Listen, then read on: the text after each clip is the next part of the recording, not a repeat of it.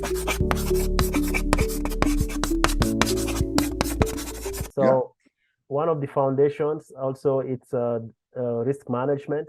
Do you want to elaborate a little Oh, bit on that? oh yeah, that's the other thing that we start talking about. So step one is kind of get get get the paperwork done. Get all everything we just been talking about. And then step two is okay, now we got to start managing risk. Well, what does that mean? Well, what happens if you get sick? What happens if you die? What happens if you become disabled and you're not able to work? Either at the same level you were, you're never able to work again. So when we talk about risk management with folks, what we say is now we need to look at your insurance programming outside of what you may have at work. Oh, outside. Okay. Outside of what you have in work, your healthcare plan, your life insurance program, um, long-term care, long-term disability, an emergency fund. Most people will say to me, well, Scott, I have all that at work. Why do I need to buy more? Well, You can lose here's your the job. answer. Yeah, you might change your job. Yeah. And more than likely you will, because what we know, especially in today's world, unlike when I grew up, my grandfather worked for the same company for 40 years.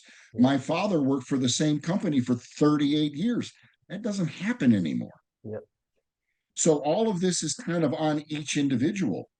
So the idea is put your own plan in place, what we like to call your own self-insured pension and or retirement plan, whichever word you like the best. And what that allows you to do is to manage the risk in the event that you die, you become sick, you become disabled, um, uh, any one of life's catastrophes. Again, not the first conversation that people want to have when they wake up in the morning and they roll over and they look at the person they love and go, you know what I'm going to do today, babe? I'm going to call Scott and talk about the day I die. Well, doesn't happen. That doesn't happen. And again, but that's my job is to look at him and say, MD, this isn't a pleasant dialogue. I don't want to have to talk to you about this stuff, but we need to because the reality is still there. Don't think it's going to happen for a long time, but isn't it better that we address it now so we're prepared as opposed to when it's too late and it's too late to even discuss it? People will look at me and say, Scott, can you kind of describe what you do simply? And I look at them and I say, yeah, that's easy. I'm a worst case scenario planner. My job is to sit down with people and say, what's the worst thing that could happen to you or your family, or if it's a business owner, what's the worst thing that could happen? And you know what?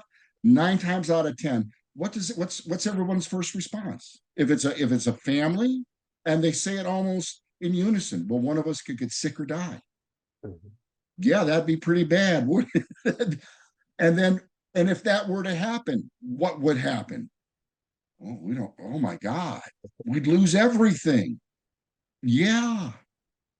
So, but you know what? You can mitigate that risk. I mean, think about it. You buy a car, you buy insurance on your car. Right. You buy a house, you buy insurance on your house. Right. I mean, I work with people that have health care on their dogs, but not on themselves. It's like, what are you thinking? you know? Right. So it's my job to say, so you recognize the value of your car, and that if something bad happens to your car, we need to have a plan in place to address that need.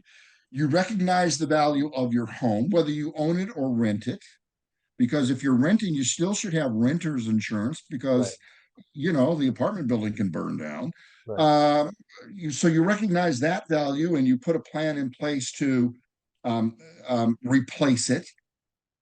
But the thing that makes it all happen is you, and you haven't done anything to address what happens if something happens to you. Where's the logic in that? Where's the reasonableness in that? And the reason people don't do it is and we're laughing about it, and that's okay, It's because we're talking about things that people don't really like to talk about.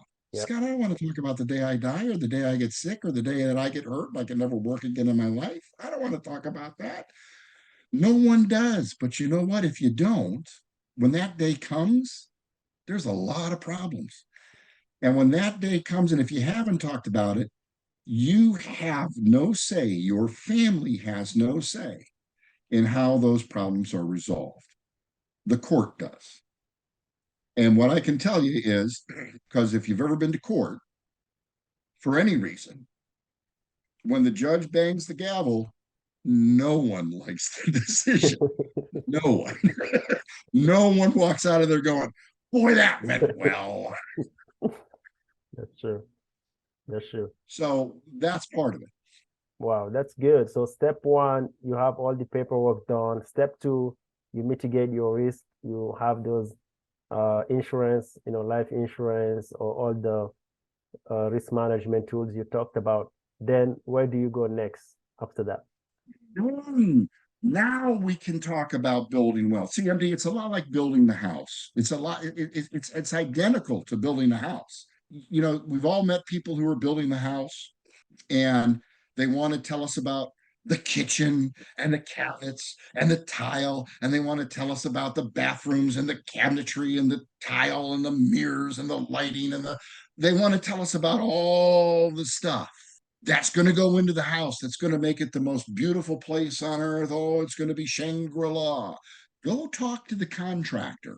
And if you ask the contractor, hey, what's the most important plan? You got all these blueprints, you got this beautiful house plan. What's the most important part? He's going to say the foundation. Yep.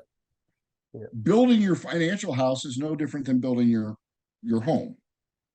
So again, we build the foundation. Now we can begin to talk about, what do you want the kitchen to look like? What would you, so think about it like building a house, but like building a house, we have to think we're building a 3-story house.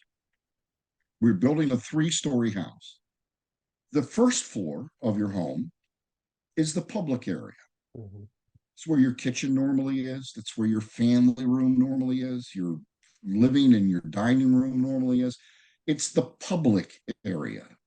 That's where your friends and families come for Christmas, for the holidays, when you're throwing a party. The first floor is the public area. Well, your financial house is no different. The first floor of your financial house are your public financial documents or financial products, your checking account, your savings account. It's the stuff that you have access to every day, just like in your home. The first floor. The second floor is a little more private. That's where we have our bedrooms and our private bathrooms and our closets full of all our clothes.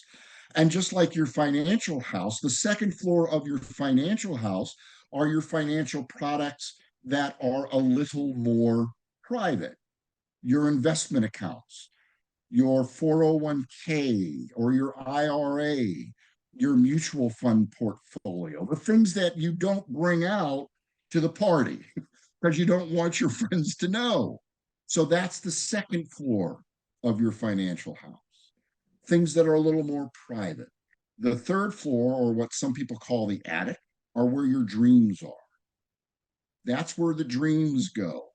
College plans for the kids, retirement plans for us when we're old and we're gray and we want to cruise and we want to travel and we want to do this with the grandkids, or we want to endow a chair at our college or our university or a charity that we want to support.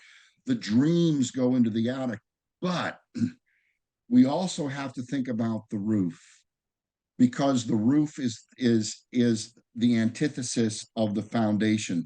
The foundation gives it the firm, stable ground upon which it sits, and the roof provides the protection for everything underneath. So the foundation and the roof work hand in hand. So when we're building our financial house, that's where we start. Let's look at the first floor.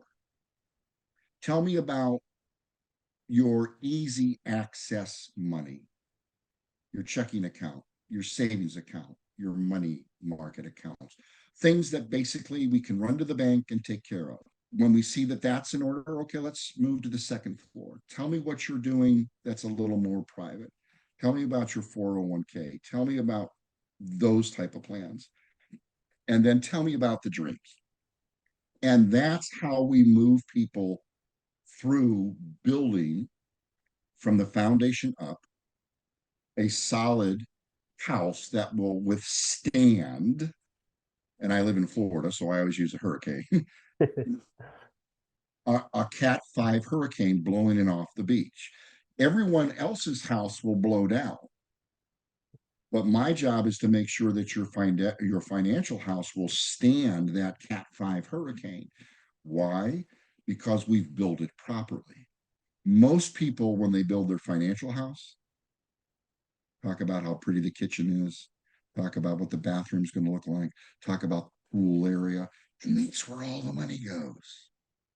And then the wind blows and it all goes away.